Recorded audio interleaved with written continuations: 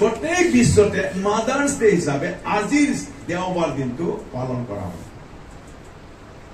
Actually ইয়াতে আমি দৰকাৰ অনুভৱ কৰো না নাই চাওকচোন আপোনালোকে আমি যেতিয়া মাকৰ গৰ্ভত আছিলো দেই মাকে কিমান যত্ন লৈছে আমাক গৰ্ভৰ পৰা হয় নে নহয় দেই তাইহে জানে মাকৰ গৰ্ভত আমি যেতিয়া থাকো সেই মাকেহে জানে তাই নিজৰ গৰ্ভত 9 মাহ ধৰি কিমান কষ্টৰে তেওঁ আমাক ৰাখিছে আমি পিয়াহ লাগিলে মাকে খাই দিয়ে ঠাণ্ডা লাগিলে মাকে উৰি দিয়ে ভোক লাগিলে মাকে খাই দিয়ে বেমাৰ হলে মাকে টেবলেট লাগিলে আমাক আলপৈচান ধৰিছে অৱশ্যে যেতিয়া কি মাকৰ গৰ্ভৰ পৰা আমি আহিলো ইয়াৰ পিছতো সেইদিনাখনৰ পৰাই আৰু মাকে আকৌ বেছি আমাক আলপৈচান ধৰিলে কাৰণ সেই সময়ত আমি খাবলৈ জানো না বোলে আমি কথা পাতিবলৈ জানো কিবা খুজিবলৈ জানো না বোলে আমি ঠাণ্ডা পাইছে বুলি ক'ব পাৰো না গৰম হৈছে বুলি না মূৰ বিষাব হৈছে বুলি ক'ব আমি একোই নাজানো হয় নে নহয় তথাপিও মাকে অনুমান কৰি হয় মোৰ সন্তানটো ভোক লাগিছে হয় মোৰ সন্তানটো ঠাণ্ডা লাগিছে হয় মোৰ সন্তানটো চৰ্দি লাগিছে হয় মোৰ সন্তানটো গৰম লাগিছে হয় মোৰ সন্তানটো পেচাব লাগিছে হয় মোৰ সন্তানটো পায়খানা লাগিছে ই অনুমান কৰি চাই আমাক ডাঙৰ দীঘল কৰি লৈ আনে না নানে প্ৰেইজ দ্য লৰ্ড হালেলুয়া এগৰাকী মাতৃৰ বিষয়ে মই জাষ্ট কথাকে কৈ লৈছো কেনেকুৱা ধৰণৰ এইটো যে এগৰাকী খ্ৰীষ্টীয় মাতৃ চাইনা এই মহিলাগৰাকী খ্ৰীষ্টিয়ান মহিলা হয় আৰু চাইনাত তেওঁলোকে তাৰণাটো ভয় নকৰে তাৰণা হোৱাটো তেওঁলোকে এটা আশীৰ্বাদ নিচিনাকৈ লয় তাৰণা পাবৰ কাৰণে তেওঁলোকে চাইনাৰ সেই মহিলাগৰাকী ঈশ্বৰক প্ৰচাৰ কৰি থকাৰ কাৰণে দেই তেওঁ গভৰ্ণমেণ্টৰ ফালৰ পৰা তেওঁ কি কৈছে বেয়া নজৰেৰে চাইছে তেওঁৰ একেটি সন্তান আছে ল'ৰা আছে তেওঁ নিজৰ ঘৰ ল'ৰা ছোৱালীক চোৱা লালন পালন কৰা তেওঁবিলাকক ল'ৰা ছোৱালীক ঘৰখনক খ্ৰীষ্টীয় ঘৰ হিচাপে চম্ভালি লৈ যোৱা সন্তানবিলাকক ঐশ্বৰিক জ্ঞান শিকাই দিয়া এই সকলোবিলাকতো তেওঁ পাৰ্গত আছিল আৰু নিজৰ ল'ৰাটোক তেওঁ এনেকুৱা ধৰণৰ শিকাইছে দেই সদায় শত্ৰুক মৰম কৰিব লাগে প্ৰেইজ দ্য লৰ্ড দেই এইটো কাৰ আদৰ্শ হয় যীশুৰ আদৰ্শ হয় ল'ৰা কি শিকাইছে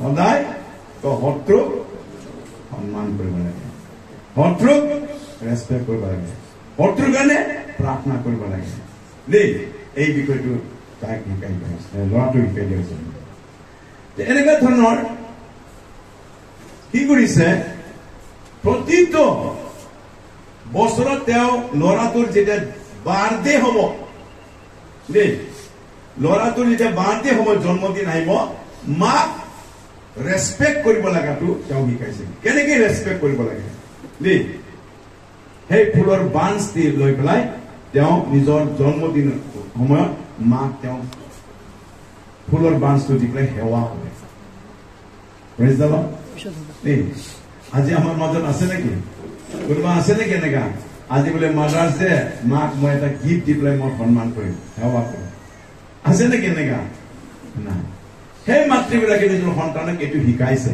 কি শিকাইছে যে মাদাৰ্ছ ডে ৰেচপেক্ট কৰা নিমিত্তে তেওঁ ল'ৰাটোৰ জন্মদিনত মাক সন্মান কৰিব লাগে তোমাক যে মায়ে কিমান কষ্টৰে তোমাক জন্ম দিছে তোমাক লালন পালন কৰিছে তোমাক শিকাইছে তুমি তোমাৰ মাক কেনেকুৱা ধৰণৰ সন্মান কৰিব লাগে এই কথাটো শিকাইছে আৰু জন্মদিন সময়ত মাক তেওঁ কি কৰে ফুলৰ বাঞ্চ লৈ পেলাই সেৱা কৰি সন্মান কৰে তেওঁলোকৰ ঘৰখন সেইমতে চলে কিন্তু অৱশেষত তেওঁ যেতিয়ালৈকে মায়েকে বেছি এইদৰে প্ৰচাৰ কৰিলে অৱশেষত তেওঁ পুলিচে এৰেষ্ট কৰিলে আৰু ইয়াৰ কি হৈ গ'ল লাষ্টত ডেথ চেণ্টেন্স তেওঁ মৃত্যুদণ্ড দিয়াৰ কাৰণে দেই চাইনাত তেওঁ অপৰাধ অৰ্ডাৰ জাৰি হৈ গ'ল যেতিয়ালৈকে তেওঁ মৃত্যুৰ দণ্ড হোৱাৰ কাৰণে তেওঁক মানে ঘোষণা কৰা হ'ল আৰু ল'ৰাটোৱে গম পায় যে মাক এৰেষ্ট কৰিলে এইবাৰ মা ঘূৰি নাহে মা মৰিব যেতিয়ালৈকে সেইটো সঁচাকৈ এৰেষ্ট কৰিলে, লৈ গ'ল, বিচাৰ হ'ল, ই কৰিলে, তাৰপিছত তেওঁক মাতৃগৰাকীক তেওঁক মাৰি ডেথ চেণ্টেন্স দিলে, মাৰি ল'ৰাটো মাৰ পৰা কি হ'ল, বঞ্চিত হৈ গ'ল। মা তেওঁৰ ওচৰত আৰু নাই। মা কিহৰ কাৰণে মৰিলে? যীশু প্ৰচাৰ কৰাৰ কাৰণে মৰিলে। হালেলুয়া। মা যীশু প্ৰচাৰ কাৰণে মৰিলে, বাচ্চাটোৱে ল'ৰাটোৱে গম পায়। আৰু তেওঁলোকৰ চহৰৰ, তেওঁলোকৰ থানাৰ, তেওঁলোকৰ যেনেকে যাৰ কাষ্টডি থাকে সেই পুলিচ অফিচাৰে যাক এৰেষ্ট কৰি লৈ গৈছে, থাকিল ল'ৰাটোৰ বাৰ্থডে আহিল। ল'ৰাটোৰ যেতিয়া বাৰ্থডে জন্মদিন আহিলে, এতিয়া তেওঁ মাইকে কি শিকাই থৈ গৈছিলে? মা জন্মদিনত ফুলৰ বাঞ্চ দি পেলাই সন্মান কৰিব লাগে, সেৱা কৰিব লাগে। মাতো মৰিছে, মা মৰিছে। ল'ৰাটোৱে কি কৰে? তেওঁ নিজৰ জন্মদিনৰ সময়ত তেওঁ ফুলৰ বাঞ্চ এটা লৈ আনি পেলাই তেওঁ মাৰ ওচৰত, মাৰ কবৰস্থানত মৈদামত গৈ পেলাই মাক সেৱা কৰিবৰ কাৰণে ল'ৰাটোৱে ফুলৰ বাঞ্চটো লৈ গৈছিল। যাওঁতে মৈদাম পোৱাৰ আগ মুহূৰ্তত ল'ৰাটোৱে ভাবিলে, মাতো মৰি গ'ল, মাক মই এই ফুলৰ বাঞ্চটো দি কি হ'ব? মাইকে এটা কথা মোক শিকাইছিলে, আমাক শত্ৰুক মৰম কৰিব। আমাৰ শত্ৰু কোন হয়? তেওঁ ভাবিলে সেই পুলিচ অফিচাৰে যিজনে মাক এৰেষ্ট কৰিছে। যেতিয়া তেওঁ মাকৰ সেই অৱস্থানৰ ফালে যোৱাটো, তেওঁ মনটো ঘূৰাই পেলাই আহি পেলাই তেওঁ থানাৰ ফালে লৈ গ'ল। আৰু থানাত গৈ পেলাই সৰু ল'ৰা তেওঁ ফুলৰ বাঞ্চ লৈ পেলাই থানাত, তেওঁ যিটো থানাৰ হেড মেইন, তাৰ দুৱাৰ মুখত থিয় হৈ পেলাই ফুলৰ বাঞ্চ লৈ পেলাই সুধিলে, ছাৰ মে আই কাম? মই আহিব পাৰোনে? সৰু বাচ্চা দেখিছে, ধুনীয়া, মাতিলে। তাৰপিছত যেতিয়ালৈকে তেওঁ মাতা হ'ল, ৰুমৰ ভিতৰত সোমালে আৰু ল'ৰাটোৱে ক'লে কি, আজি মোৰ বাৰ্থডে, আপোনাক মই এইটো গিফ্ট দিছো। ল'ৰাটোৱে কি ক'লে? আজি মোৰ বাৰ্থডে, জন্মদিন, আৰু আপোনাক মই উপহাৰ দি কৰি আহিছো। বহুত ভাল লাগিছে পুলিচ অফিচাৰটোৱে কিন্তু তুমি কোন হয়? তুমি মোক চিনি নাপা? তুমি মোক চিনি পোৱা? তুমিতো মোক চিনি নাপোৱা। মই আপোনাক চিনি পাওঁ। কেনেকৈ চিনি পায়?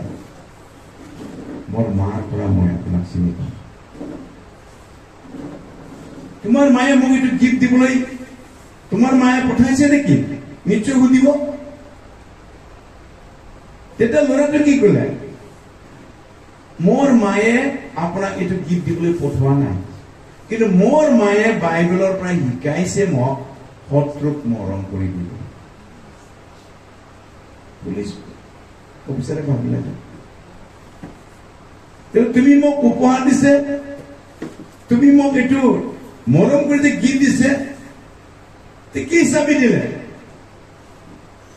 পুলিচ অফিচাৰৰ কনফিউজন হৈ গ'ল। বাইবেলে আমাক শিকাইছে নিজৰ শত্ৰুক নিজৰ নিচিনাকে প্ৰেম কৰিবা, মৰম কৰিবা। মায়ে মোক শিকাইছে, আৰু সেইকাৰণে মই আপোনাক মই সন্মান কৰিবলৈ আৰু উপহাৰ দিবলৈ, মোৰ জন্মদিন উপহাৰ দিবলৈ মই আহিছো। পুলিচ অফিচাৰে সুধিলে, মই কেনেকে তোমাৰ শত্ৰু হ'ল?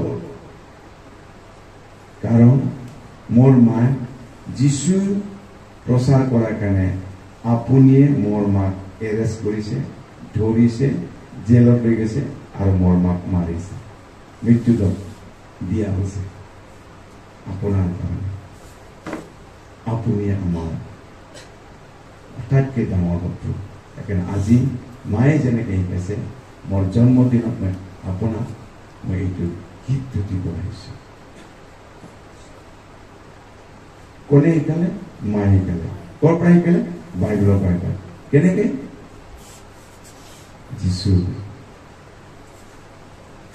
এজন ল'ৰাটোক মাতৃগৰাকীয়ে